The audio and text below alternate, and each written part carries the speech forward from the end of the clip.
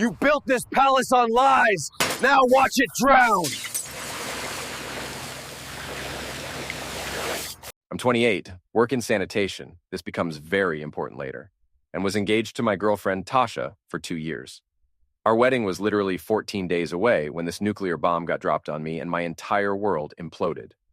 So I'm chilling on our beat-up couch one afternoon in our tiny shared apartment when Tasha starts acting super weird, pacing around our cramped living room like a caged animal. The late afternoon sunlight's filtering through our dusty Venetian blinds, creating these dancing dust motes in the air. And there's this heavy, suffocating tension that hadn't been there even a week earlier. She's got her arms crossed tight over her chest, and this look on her face I'd never seen in our 3 years together. "I need something more," she blurts out suddenly, her voice shaking with this unfamiliar urgency. "I've been thinking about this for months, and I can't pretend anymore. I don't want to fake it." I'm sitting there completely confused as hell until she drops the absolute bombshell that changed everything. She wants to bring other people into our relationship. An open relationship. 2 weeks before we're supposed to walk down the aisle in front of 150 guests. I stare at her like she's completely lost her damn mind. "You're saying you want to sleep with other people and you honestly think that's going to strengthen what we have?" She presses her hand to her temple like she's warding off some massive migraine and goes, "Yes, I know it sounds strange, but we're so close to getting married and we've only ever been with each other sexually. I'm absolutely terrified of feeling trapped after the ceremony or like I missed out on something important. I feel like I need to expand my horizons." The sheer audacity completely floored me. I ask if she realizes how completely insane this sounds. 2 weeks before our wedding, she's talking about hooking up with random dudes. She gets all defensive, saying it's not about flings in dirty motel rooms, but real polyamory that actually saves couples from jealousy and resentment.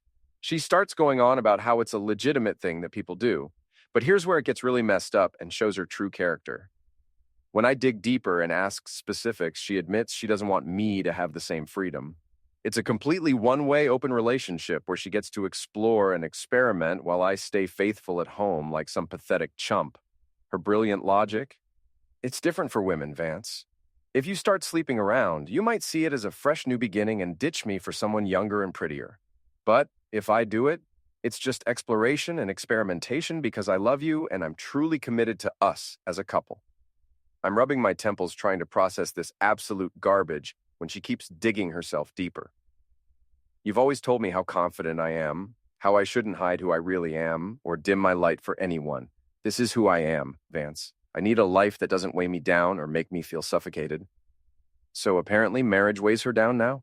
She puts her hands on her hips, all defiant and demanding, asking, "Is it really so wrong to want everything? To have a devoted husband who's always there for me, while I also keep some excitement and adventure for myself?"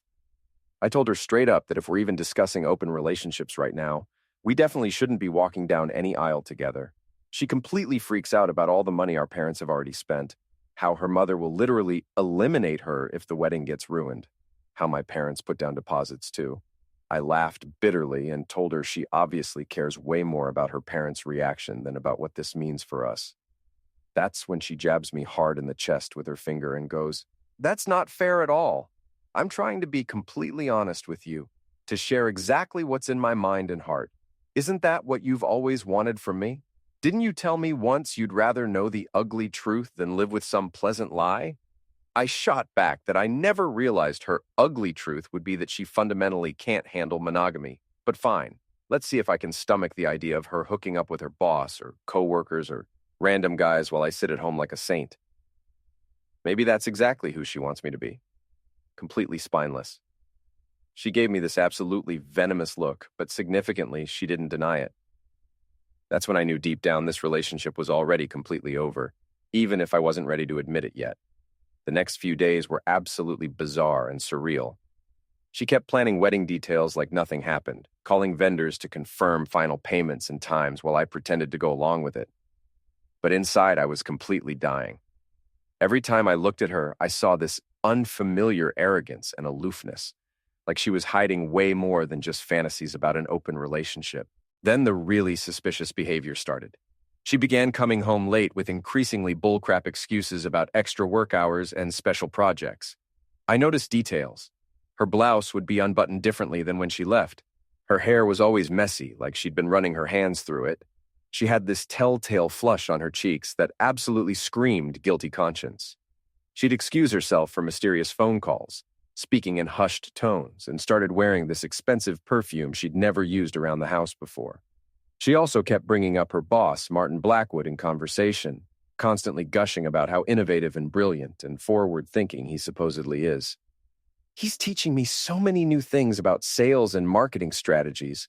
I feel like my entire career is about to absolutely skyrocket under his mentorship. The way she said it, with that smug, satisfied smirk, made my stomach turn with suspicion. I became completely obsessed with catching her red-handed in whatever she was doing. If she wanted an open relationship so badly, why hide what she was already doing? The fact that she apparently thought I was too stupid to notice the obvious signs was honestly more insulting than the actual cheating itself. I started paying attention to every little detail. When she left, when she returned, what she wore, how she acted. I even found a fancy business card in her purse one evening while she showered. Martin Blackwood, Regional Director, Everest Technologies, with a handwritten note on the back in Tasha's writing. Had a great time. My heart hammered as I stared at it, the pieces clicking into place. The next few days I watched her like a hawk. She came home wearing that expensive perfume more often, took mysterious calls where she'd step outside or into the bathroom. She mentioned Martin constantly now, not even trying to hide her fascination. He's so innovative with his marketing strategies, she'd say with this dreamy look. He really understands ambition and drive. The way she talked about him made me want to puke. My golden moment came when her phone started ringing while she was taking a shower. The screen lit up bright with Martin calling insistently. I answered without saying hello and just listened. I heard this guy's voice, low and amused and intimate. Tasha, I'm still thinking about what happened earlier, you know? The way you said you're completely done with that fiancé nonsense. God, it's absolutely exhilarating. I want to see you again tomorrow night. Let's do it at my place this time instead of the office. My blood literally turned to ice water. This bastard was talking about my fiancé like she was his personal plaything, and she'd apparently told him she was done with fiancé nonsense. When Tasha came out of the bathroom in her towel and saw me holding her phone with this expression on my face, her face went completely white as a sheet. I can explain, she stammered desperately. Martin's my boss. He's a big deal in the company. He's been helping me advance my career. I cut her off immediately. Helping you cheat on me, you mean? I heard everything. She tried spinning some pathetic excuse about how she only brought up the open relationship because she was attracted to him, but it was just supposed to be a theoretical discussion, an option we'd explore together. What an absolute load of garbage, I said. You're already actively messing around with him. That's not an open relationship, Tasha. That's good old-fashioned cheating and betrayal. Her face twisted with pure rage, and she started attacking me instead, saying I'd brushed off her needs like they didn't matter, that I'd always put my job at the sanitation plant above her, always told her to be patient while Martin actually sees her potential and won't let her waste away as some boring, unfulfilled housewife. The kicker was when she said, I realize now I shouldn't have bothered telling you anything at all. We could have just gotten married as planned, and I could have done my thing discreetly on the side. At least that way everyone would be happy and no one gets hurt. The absolute coldness in her voice was genuinely chilling. I told her she and Martin obviously deserve each other, grabbed my jacket, and told her we're completely done. Wedding's officially canceled. That night I couldn't sleep at all. Images of her with this Martin Blackwood kept gnawing at my brain. His probably smug face, expensive tailored suits, that pristine black luxury SUV I'd seen pictures of on her phone once. This massive vehicle with tinted windows and custom leather seats that she'd gushed over like a teenager. The thought of her riding around in that thing, giggling at his jokes, letting him buy her expensive dinners, made me physically sick with rage and betrayal. I spent the entire sleepless night pacing our apartment, fury building with each passing hour. By dawn, I was consumed with this dark need for revenge that I'd never felt before in my life. The rational part of my brain kept telling me to just walk away, let them have each other, move on with dignity. But the wounded, humiliated part of me, the part that had been planning a future with this woman for 3 years, demanded payback. Now here's where my job becomes extremely relevant and important to the story. I work for a municipal sanitation company, driving those massive trucks that pump waste out of septic systems, portable toilets at construction sites, backed up residential systems. The smell is absolutely horrific and indescribable, but you honestly get used to it after a while working in the industry. Or in this specific case, you learn to weaponize it for maximum psychological impact. I spent time looking up Martin's address in the public property records. He lived in some ridiculously fancy gated community with private security patrols and manicured everything. I started planning meticulously and obsessively. Through some careful social media stalking, I discovered he was hosting an important out-of-town business partner for an expensive dinner Friday night, meaning he'd definitely be out of his house for several hours. This was my perfect window of opportunity. The more I planned, the more detailed my revenge became. I researched the truck schedules, found one that would be loaded with the most disgusting waste possible. I mapped out the route to his neighborhood, timed the security rotations, even checked the weather forecast to make sure it would be a calm night, with no wind to blow the stench away too quickly. This wasn't going to be some impulsive act. This was going to be surgical precision. Thursday night around 9 p.m., Tasha barged into our apartment and found me systematically packing boxes and clearly preparing to move out permanently. She initially tried this gentler, more manipulative tone. "Vance, we really need to talk about this rationally." I barely looked up from my packing and said we'd already talked plenty. Then she immediately got nasty and demanding, saying her parents are absolutely furious that I called off the wedding, and they're demanding I help pay them back for all the non-refundable deposits they'd put down. "You actually want me to pay for a wedding that you completely destroyed?" I stared at her coldly. She rolled her eyes dramatically and said I was playing the victim, that if I just listened to her needs and adapted to the situation like a mature adult, we could have worked out some mutually beneficial arrangement to keep us both happy.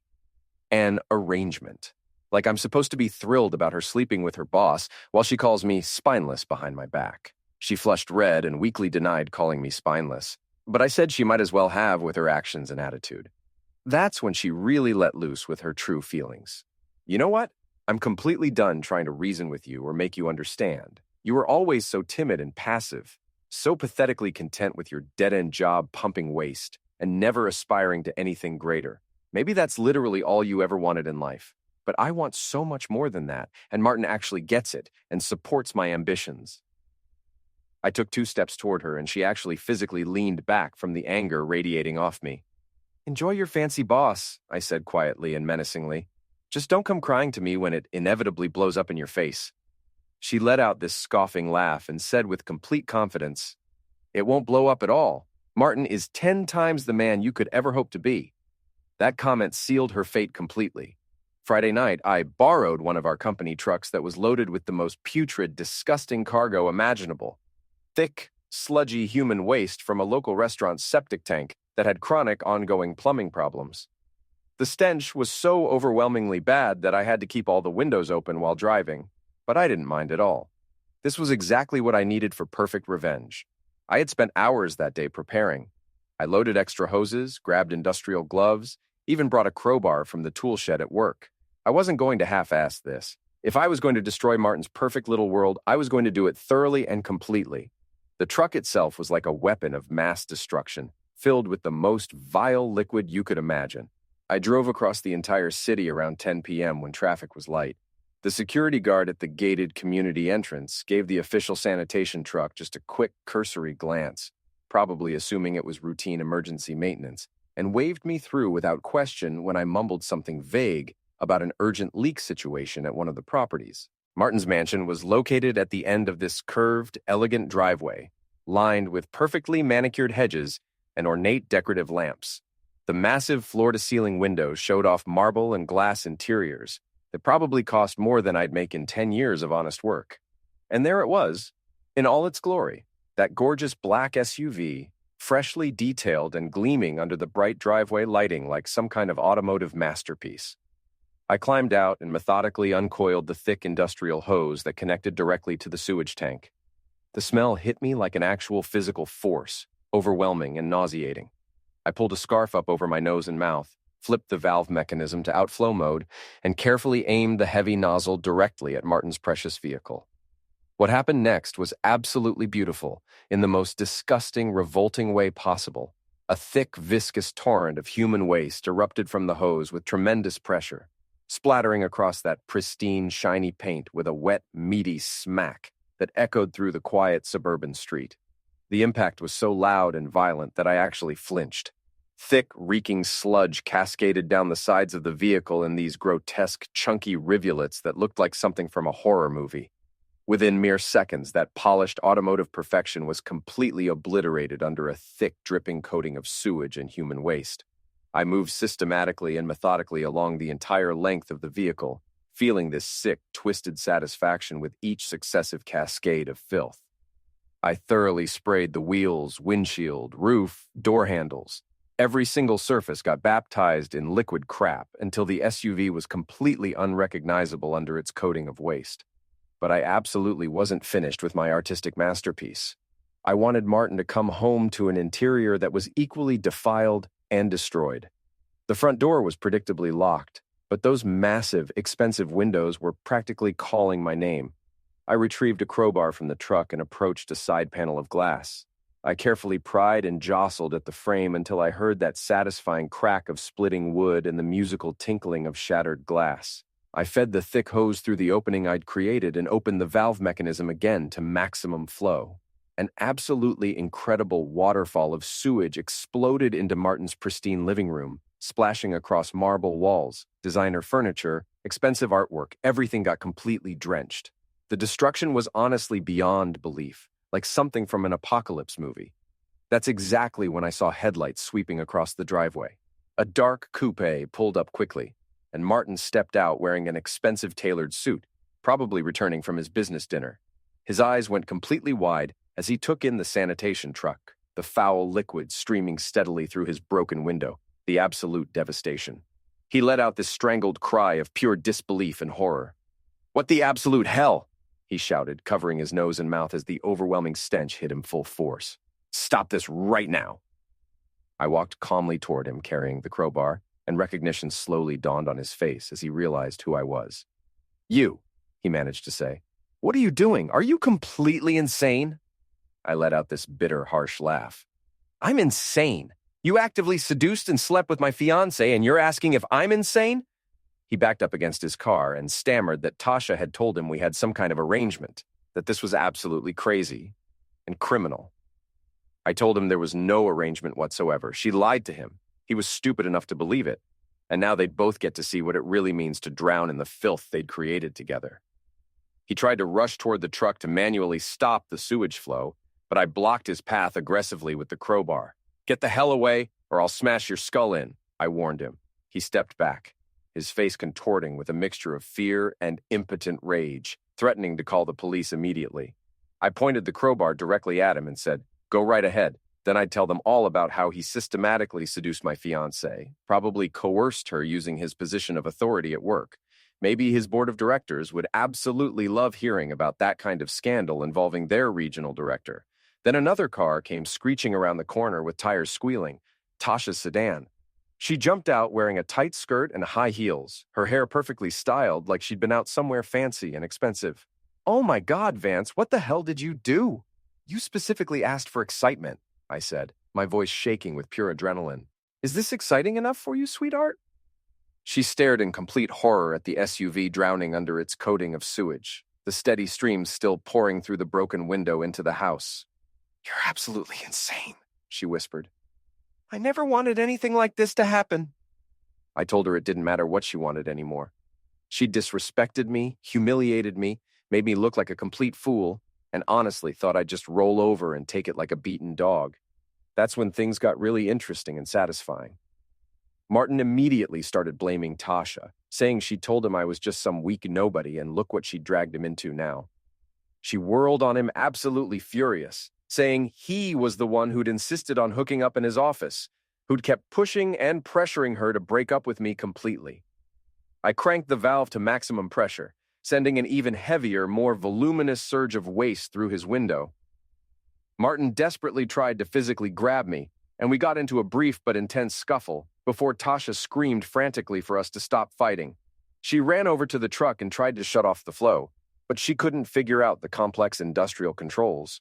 Martin pulled out his phone, threatening to call police, but I calmly reminded him about all the recordings I had of Tasha bragging about their affair, screenshots of romantic calls and texts between them. How many other female employees had he pulled this exact same trick with over the years? The HR department would have an absolute field day when this kind of scandal broke publicly.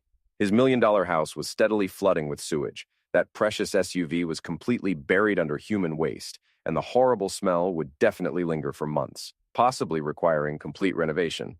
I told them they absolutely deserved each other and climbed back into the driver's seat. As I drove away into the night, I could see them clearly in my rearview mirror, standing helplessly in that swirling, reeking muck, faces covered, expressions twisted with shock, revulsion, and the dawning realization of what their arrogance had cost them. The steady trickle of sewage continued flooding his marble living room through the broken window, and I knew the damage was absolutely irreversible. I returned the truck to our company depot and walked slowly to my pickup truck, catching my own reflection in the rearview mirror. My eyes were still burning with anger and adrenaline, my face smudged with grime from the night's work. I looked like a complete stranger to myself. "This is what real vengeance looks like," I muttered. "It definitely ain't pretty, but it's effective." Later that night, Tasha sent me multiple angry texts. "You absolute fool. You completely destroyed his house, his car, everything. My parents are going to come after you legally for all the wedding costs if you don't somehow fix this disaster. Do you hear me? Fix it somehow? After the absolute total destruction I deliberately caused?" I just laughed out loud and turned off my phone completely. Look, I absolutely know what I did was extreme and probably crossed lines that decent, civilized people shouldn't cross. But after being humiliated, betrayed, and disrespected like that, after watching them panic and turn on each other in that reeking mess, it felt like perfect justice.